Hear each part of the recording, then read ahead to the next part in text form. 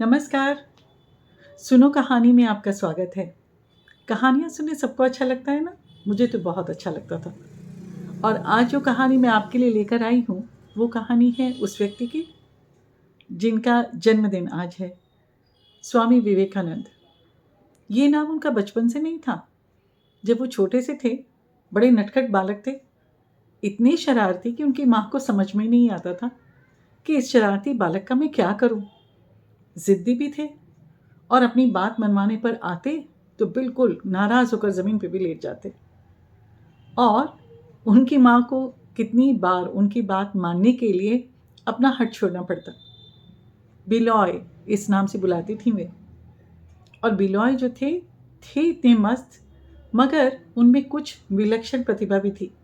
बाकी बच्चे उनकी उम्र के जब वो खेल रहे होते थे तो कभी कभी ये देखा जाता कि बिलॉय किसी पेड़ के नीचे शांति से ध्यान मग्न होकर के कहीं अपनी धुन में कुछ अपना सोच रहे हैं और सोचते ही जा रहे हैं। बच्चे कई बार आवाज़ भी देते, बिलॉय क्या कर रहे हो, जल्दी आओ ना हमारे साथ खेलो। और बिलॉय जो है ध्यान में मग्न अपनी ही विचारधारा में लगे रहते। एक बार की बात है, बहुत ही भयानक काला नाग वहाँ पर आ गया जहाँ बिलॉय पेड़ के नीचे ध्यान में बैठे हुए थे। बाकी बच्चों ने बहुत शोर मचाया, चिल्लाए, यहाँ तक कि कुछ तो अपने घर भी भाग गए डर के। मगर बिलॉय को कुछ भी होश नहीं थी। वो आंखें बंद करके अपनी चिंता में लीन, इतने मग्न क्योंकि उनको ध्यान लगाना तो शुरू से ही पसंद था। कहा जाता है कि वो जो नाग है बिना कोई हानि पहुंचाए वहां से चला गया। ये इस बात से बिलॉय के बारे में सबके अंदर ये विश्वास हो गया कि इनको किसी से भय नहीं लगता, किसी से डर नहीं लगता, ये निर्भीक हैं। धीरे धीरे बड़े हुए। किशोर अवस्था के बाद कॉलेज में जाने का मौका मिला और वहाँ उनके दोस्त उनको नरेन बोल के बुलाते थे। नरेन, फर्क हो गया ना नाम, अभी भी विवेकानंद नहीं पड़ा था उनका नाम। और नरेन की एक और ख़ास बात थी, बाकी लोग जो किताबें पढ़ते तो वो उसको मान लेते, समझ लेते, याद करते, एग्ज़ाम दे देते। अब हमारे नए नरेन जी जो थे वो किसी भी बात को बड़ी आसानी से जल्दी से मानने को तैयार नहीं होते थे। आपको मालूम है उनको अपने गुरु कैसे मिले? सभी संतों को जो उनके गुरु होते हैं बहुत मुश्किल से मिले। और हर एक ऐसे संत की कोई ना कोई कहानी ज़रूर है। तो हम वापस आते हैं नरेन की कहानी पर। नरेन को जब भी पता चलता कि कहीं पे कोई संत आए हैं, कोई साधु आए हैं, तो वो ज़रूर उनकी बात सुनने के लिए जाते थे।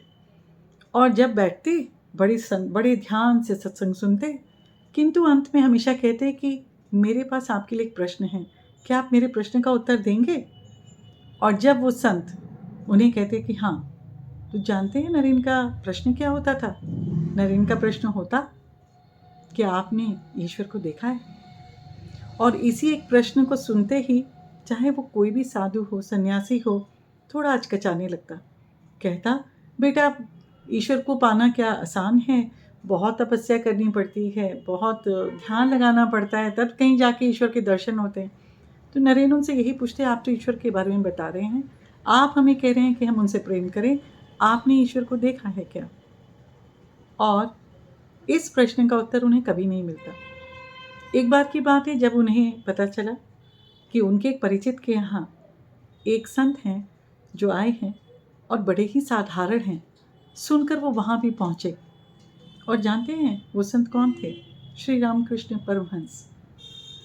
और वहाँ पर भी जिस समय पूरा कीर्तन भजन सब हो गया, तो नरेन उसी प्रश्नों को लेकर उनके पास भी पहुँचे, क्या आपने ईश्वर को देखा है?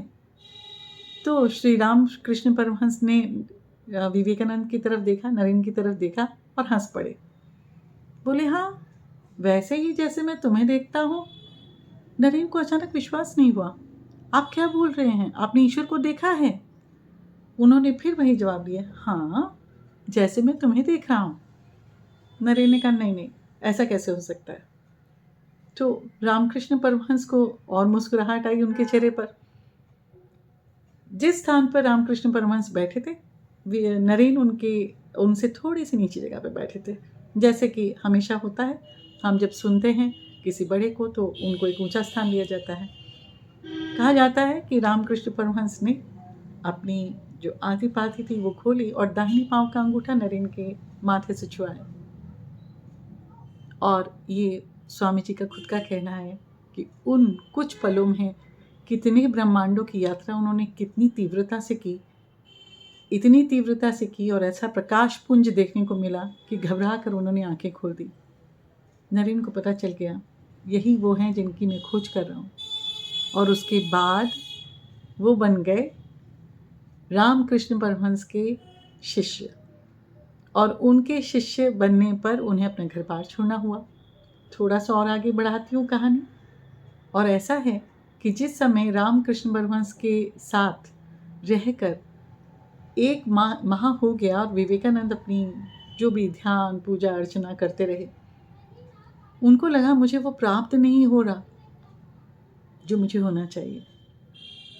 तो अपने गुरु से उन्होंने कहा कि आपने मुझे अपना शिष्य बना तो लिया है, पर मुझे वो प्राप्त नहीं हो रहा है। आपने मुझे ठीक से वैसे नहीं इंडक्ट किया जैसे कि मुझे पता चल जाना चाहिए। मुझे भी तो ईश्वर वैसे ही दिखना चाहिए जैसे आपको दिखते हैं। तो गुरु होते हैं ना, वो हंस के चुपचाप चले गए।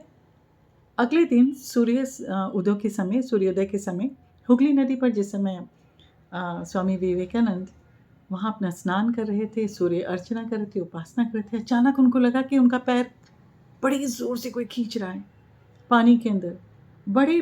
बहुत बढ़िया तैराक थे नरेन, लेकिन जब उनका पैर को इतनी तेज़ी से खींचा तो उनका बैलेंस नहीं बना और वो कचा के लहरों में साथ में बहते गए। फिर उन्होंने कोशिश की, फिर बड़ी मुश्किल से वो जिस समय अपने आप को खड़ा कर पाए तो उन्होंने सोचा कौन मेरा पैर खींच रहा है, क्या कोई जानवर है, क्या हो रहा है।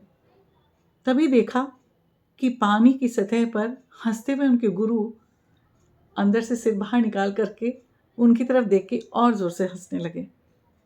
तो नरेन को बड़ा अचंभा हुआ, आप मुझे डुबा रहे थे।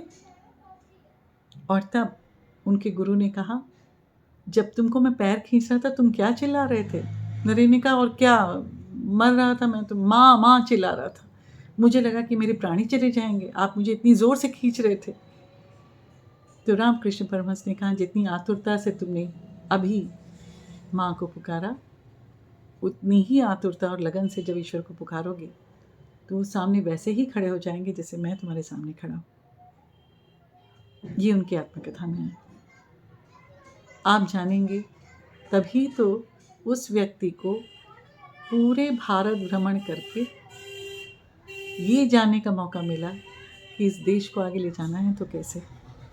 बहुत कुछ है जो कि आपको मालूम है और आपने पढ़ा होगा, और नहीं पढ़ा तो जाना होगा। और आज तो भरमार है स्वामी जी के ऊपर कथाओं की, लेकिन मुझे लगा ये 2 कथाएं जिन्होंने मेरे जीवन में बहुत असर डाला आपसे शेयर करूं। बहुत धन्यवाद। बताइएगा कैसी लगी ये कहानी।